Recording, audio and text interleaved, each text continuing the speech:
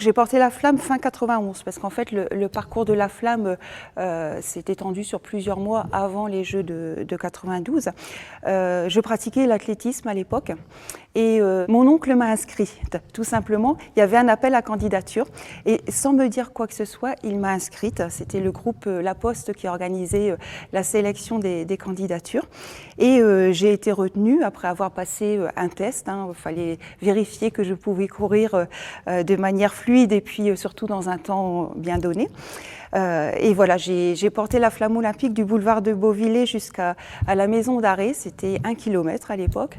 Et alors c'était émouvant évidemment, mais c'était aussi angoissant parce que je me rappelle comme si c'était hier la torche. C'était une torche en acier poli. Et il faisait froid, c'était en hiver, et on avait des gants argentés.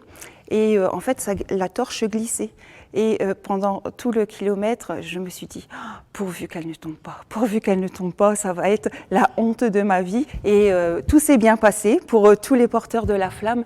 Mais voilà, je m'en souviens comme si c'était hier. C'est réellement un honneur, une fierté.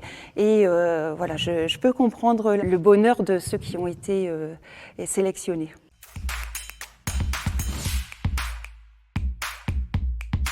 C'est un événement planétaire, c'est un événement multiculturel qui a traversé les siècles, qui a toujours autant d'impact, il y a toujours autant d'euphorie autour des Jeux Olympiques. Et puis voilà, c'est quand même des valeurs qui nous animent, qui sont portées par les Jeux Olympiques. C'est le respect de l'autre, c'est le sens de la performance et puis évidemment la cohésion d'équipe. Donc ces valeurs-là, il faut qu'on les entretienne au plus profond de notre département.